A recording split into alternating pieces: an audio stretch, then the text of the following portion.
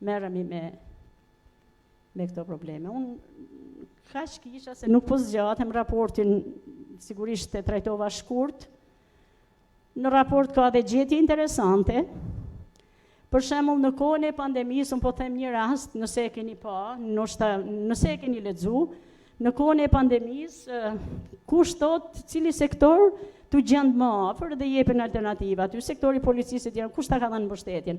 Faktikisht, me pa drejt thon sektori policisë, thon shërbimi policor. Kush ka qenë shërbimi më i gjendshëm? Nuk them se shërbimi policor nuk ka qenë nivelin e dur, por shërbimin policor e kanë pa me makina në rrugë, të kërku respektimin e orareve të pandemisë dhe të karantinës.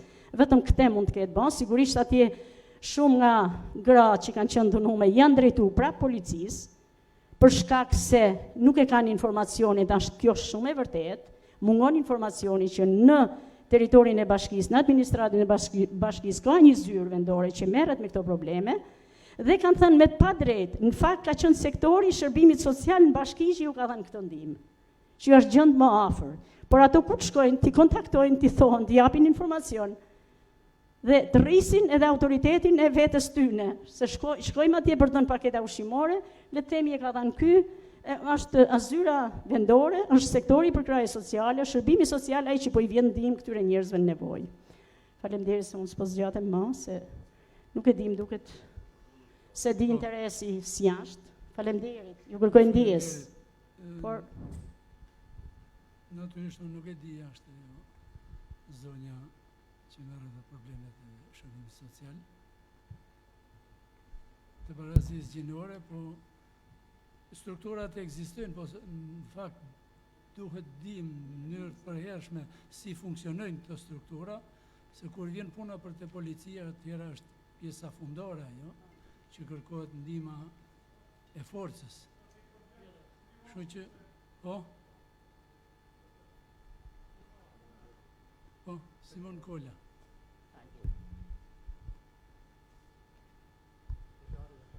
Unë isha kundër kësaj që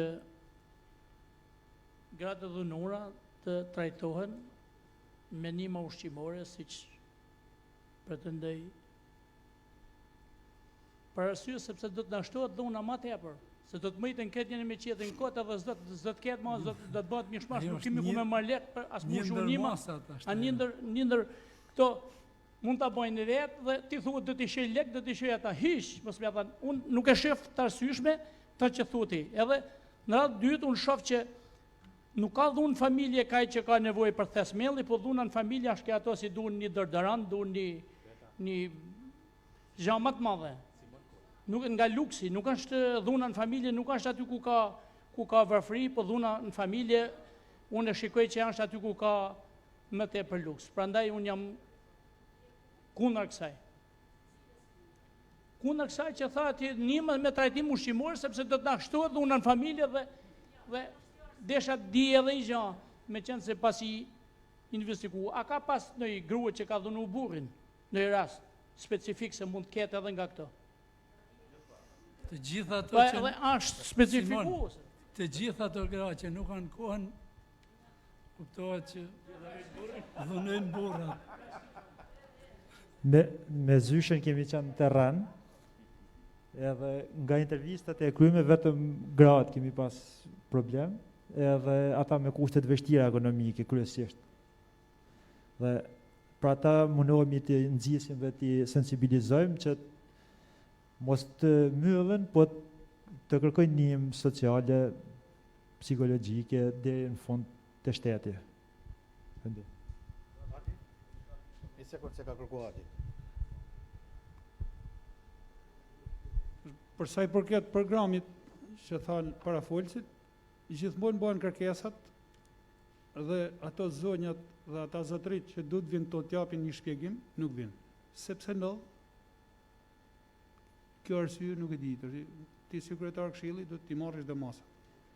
Sepse gjithmonë, ku është ky, ku është ai, po, ose ajo, nëse si shohim do.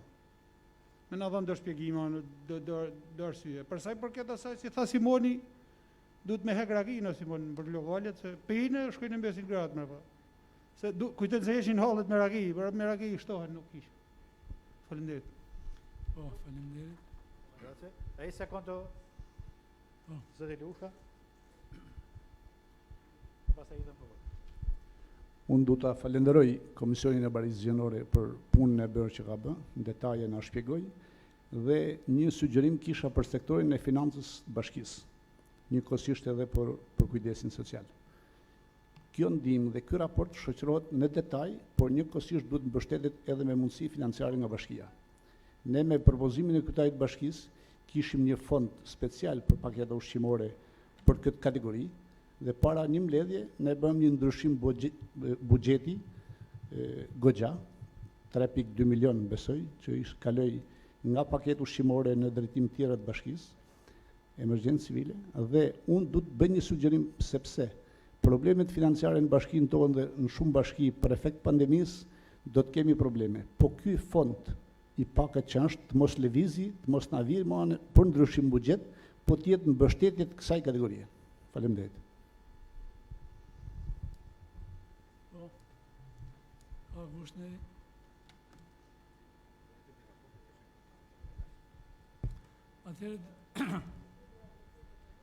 Atëherë, unë mendoj që të miratojmë raportin dhe i kopjet i shkoj edhe kryetarit bashkisë, sektorit përkatës, me propozimet konkrete.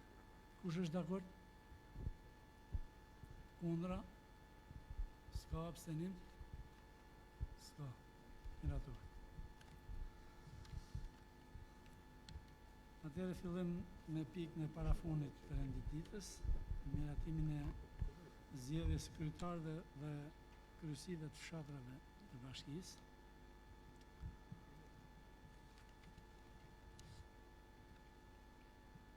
Nuk s'ka gjë.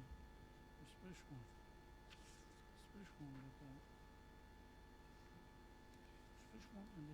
Atëherë, kemi ankimim nga fshati Ten,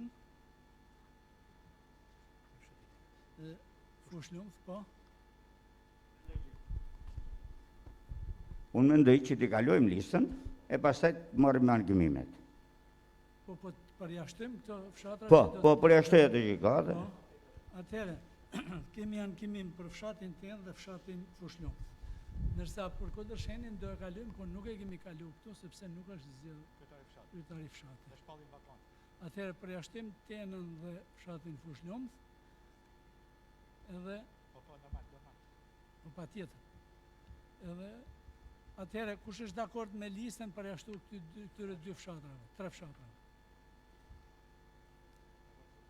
Kundra s'ka, abstenim s'ka. Po. Po.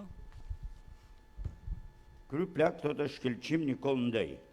Në Santisë që janë Gjon Deti, Pjetër Numarku, Leonard Vasia. Si ka mundësi del kry plaku? Ndryshën Shtjepni, por e s'ka emrin fare më të shqiri.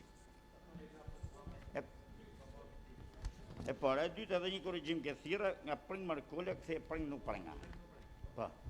Ndryshën mbi emrin. Pa.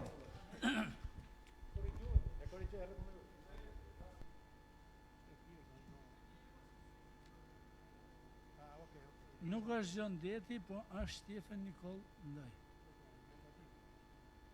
Se e korrigjojmë direkt. Jo, nuk është Gjon Deti, është Stefan Ndaj. Pjetër Numarku dhe Leonard Vasia. Jo, nuk është Gjon Deti. Dhe në thirë, the?